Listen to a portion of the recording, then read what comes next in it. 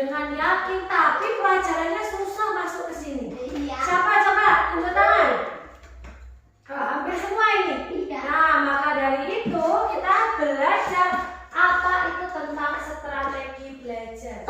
Apa sih Bu strategi belajar? Strategi belajar adalah kita menyusun cara belajar kita agar belajarnya jadi tepat, cepat, ramah dan menyenangkan sehingga bisa mata pelajarannya atau materinya masuk ke dalam sini. Nah, caranya gimana Bu? Nah, ini ada contoh strategi belajar untuk kalian kelas 3. Nah, strategi itu cara-caranya loh Nak. Buat apa sih Bu kita kok belajar terus strategi itu biar ngapa? Nah, jadi tujuan kita belajar strategi ini ya kita biar tahu cara belajar yang tadi cepat, tepat, mudah dan menyenangkan. Kemudian apa lagi Bu? Nah, kita akan tahu pentingnya belajar itu biar apa sih? Kita kok harus belajar itu buat apa ya belajar? Nah, itu kita belajar itu juga. Kemudian nah, cara ngaturnya gimana ya biar belajar itu menyenangkan dan mudah diterima materinya ke dalam sini, disimpan di memori kita. Nah, maka dari itu kita belajarnya dengan ini. Nah, coba semua perhatikan poster yang ada di depan ini. Nah, yang pertama, ini bisa kalian lakukan, Ibu mau berbagi tips atau strategi belajar untuk kalian contoh di rumah. Yang pertama, nah kalian buat jadwal belajar. Nah, siapa yang kelas ini punya jadwal belajar? Nah, itu sudah masuk dalam strategi belajar. Misalkan kalau siang hari tidur, sore ngaji, malam belajar. Nah, itu kan sudah terjadwal. Setiap hari kalian lakukan. Nah, kemudian setelah buat jadwal belajar, tentukan waktu belajar setiap hari agar teratur dan tidak menunda-nunda. Jadi kalau memang waktunya biasa kalian buat jadwal belajarnya habis maghrib, ya habis maghrib harus belajar. Jangan malah main HP gitu ya. Maka pentingnya sekali ini jadwal belajar. Kemudian yang kedua, pahami terlebih dahulu. Apanya Bu yang dipahami? Ya, baca pelajaran dengan cermat ya, materinya lah yang dipahami gitu sebelum mengerjakan tugas. Misalkan ada PR dari Bu Guru nih. PR-nya tentang misalkan bahasa Indonesia, tentang suruh menulis tiga tokoh dan lain-lain. Nah, kalau kita nggak baca, kira-kira kita tahu nggak tokoh pemain dalam cerita itu? Nah, harus dibaca dan dipahami. Kemudian setelah dibaca, nah ini yang ketiga, mencatat hal yang penting. Kalau sudah baca capek-capek tapi tidak dicatat hal yang penting, percuma. Nah, jadi kalau kita sering menulis dan membaca, lama-kelamaan memori kita ini akan mengingat-ingat terus. Misalkan seperti kemarin pelajaran matematika, kita belajar tentang sinar garis, luas garis. Nah, di materi ulangan ada keluar. Nah, karena kemarin kita baru nulis, maka otomatis kita akan ingat. Nah, itulah pentingnya mencatat hal yang penting. Nah, kemudian yang keempat, kerjakan tugas dengan tanggung jawab. Maksudnya kepingin Bu, menjawab tugas dengan tanggung jawab itu gimana ya Bu ya? Ya maksudnya kerjakan tugas tepat waktu. Kalau misalkan ngerjain tugasnya, PR-nya itu buat besok, hari ini ada tugas ya malam udah harus dikerjakan. Namanya tanggung jawab. Jangan PR-nya besok, ngerjainnya besok pagi. Nah, maka itu tidak akan efektif. Apalagi mencontek. Siapa yang di kelas ini masih suka nyontek? Jangan ya, tidak boleh. Usahakan meskipun nilainya itu 5, 6, 7, tapi hasil kerja keras kita sendiri. Cuma nilainya 100, tapi hasil nyontek. Giliran dites, apa ya jawabannya ya nggak tahu karena hasil nyontek. Tadi nyontek tidak? Nah, bagus. Beri tepuk tangan untuk kita yang tidak mencontek lagi. Alhamdulillah anak-anak ibu semua nggak ada yang nyontek ya? Ya. Nah, jadi anak hebat semua ya? Ya.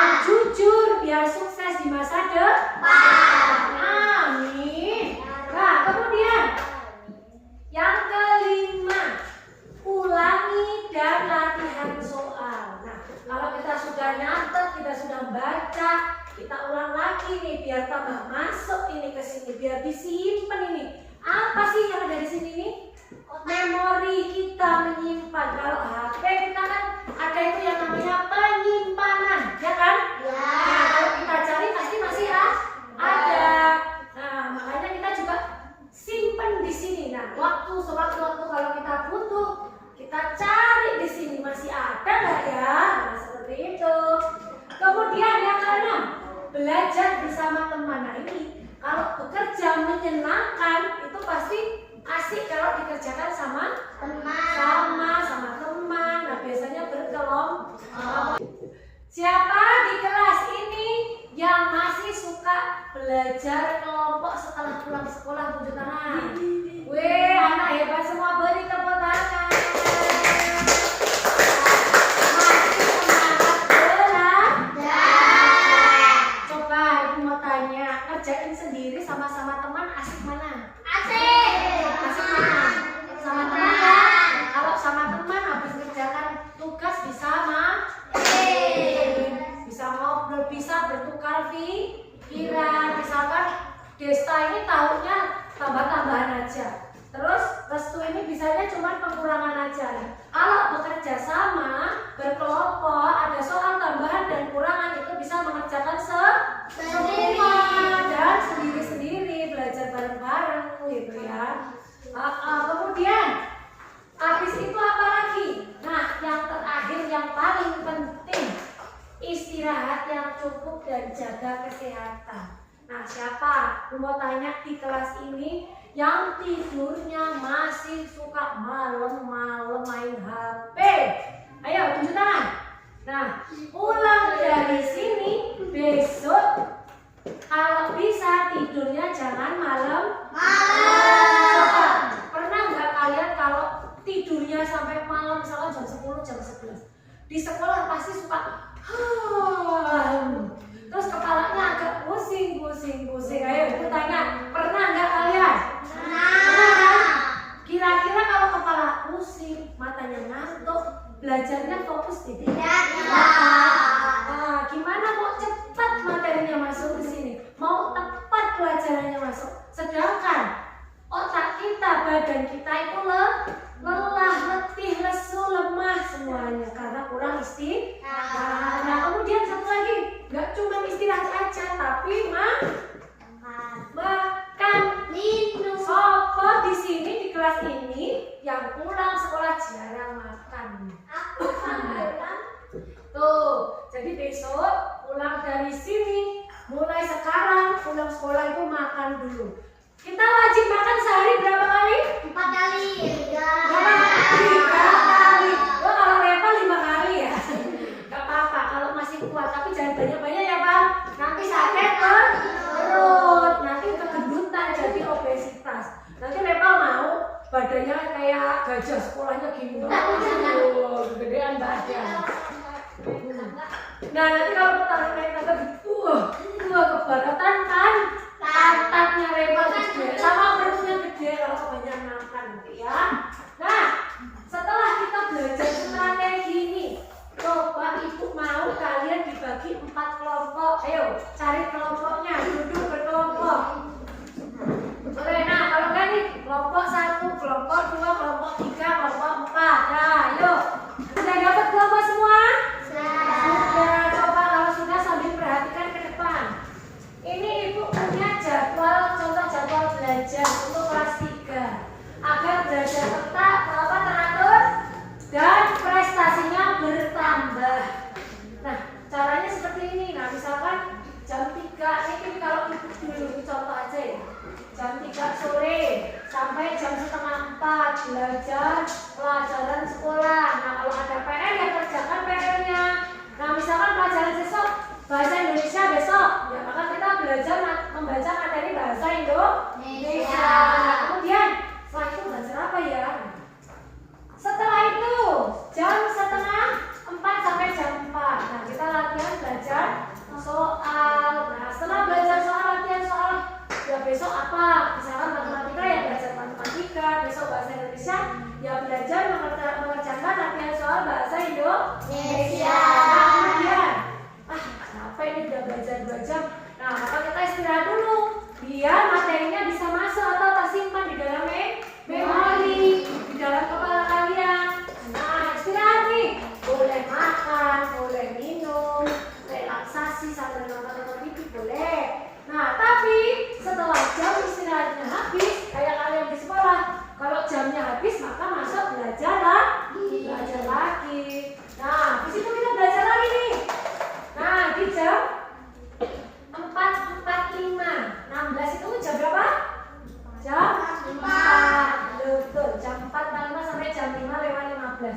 Belajar kreatif. Nah, kita boleh bisa membuat kerajinan atau menggambar juga boleh, mewarnai atau bebas. Biar apa sih Bu? Nah, itu melatih kreativitas kalian. Jiwa seninya itu biar keluar gitu loh. Jadi misalkan kalau gambar, kalau lukis gitu, kalian bisa mengapresiasikan warna. Misalkan kalau wajah itu warnanya apa, kalau kerudung ini bagusnya apa, dipadu-padankan dengan warna apa. Nah, itu melatih kreativitas kalian. Nah, kemudian terakhir sampai jam 5:30 perapikan dan siapkan peralatan besok yang mau dipakai ke sekolah apa. Nah, kira-kira itu pertanyaan, kalau ada jadwal belajar kalian itu lebih praktis apa enggak? Lebih gampang enggak? Lebih tertata kan? Lebih tersusun rapi daripada tidak ada jadwalnya. Misalkan nggak ada jadwalnya nih, kayak restu misalkan pulang sekolah syukur main aja sampai jam 5 sore. Nggak taunya malam, oh iya ada PR. Ternyata udah jam 9, mau mengerjakan udah ngantuk karena nggak ada jadwal belajarnya. Ujung-ujungnya apa? Nggak mengerjakan. Besok sampai sekolah dihukum guru karena tidak mengerjakan PR. Nah, kalau kira-kira ada jadwal begini lebih gampang atau tidak? Hah? Kira-kira gampang atau tidak? Coba sekarang ibu mau berkelompok membuat jadwal belajar. Nah, kalian biasanya belajarnya mulai jam berapa gitu? Selesai jam belajar jam berapa? Belajarnya apa aja? Itu boleh. Coba ibu mau kalian belajar membuat jadwal.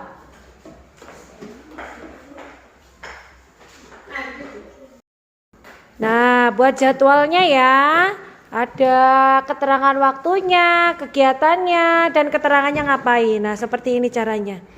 Kalian susun jam berapa kira-kira bisa belajar, kegiatannya ngapain. Oke, udah bagus.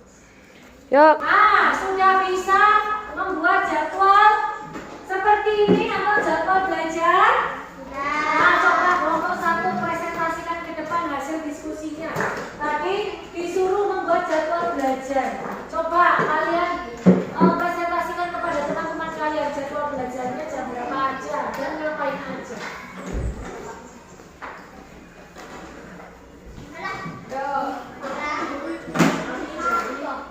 Ayo, dari kelompok mana ini? Nah, dari kelompok 1 mau mempresentasikan jadwal belajarnya. Ayo dibacakan hasilnya. Yuk.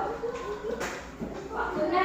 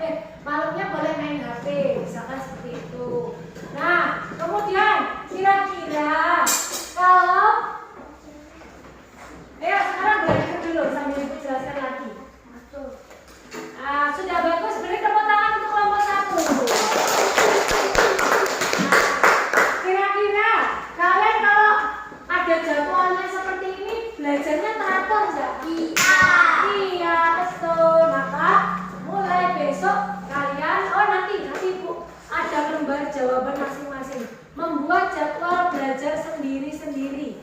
Ya, membuat lembar belajar, jadwal belajar sendiri-sendiri. Nah, besok dipraktekkan di rumah. Jadi Ibu mau setelah pulang dari sini, kalian bisa menggunakan strategi belajar, punya strategi belajar masing-masing agar materinya bisa masuk ke dalam sini, mudah dipahami. Jadi anak yang disiplin, tahu waktu, waktunya belajar, waktunya ngaji, waktunya main. Nah, ya paham kan? Nah, kalau sudah paham, coba hasil dari kelompoknya dikumpulkan perwakilan ke kelompok. Jadi sudah membuat jadwal belajar tapi secara berkelompok. Nah, sekarang Ibu mau kalian buat jadwal belajar tapi belajar versi sendiri untuk diri kalian sendiri. Coba ayo dikerjakan.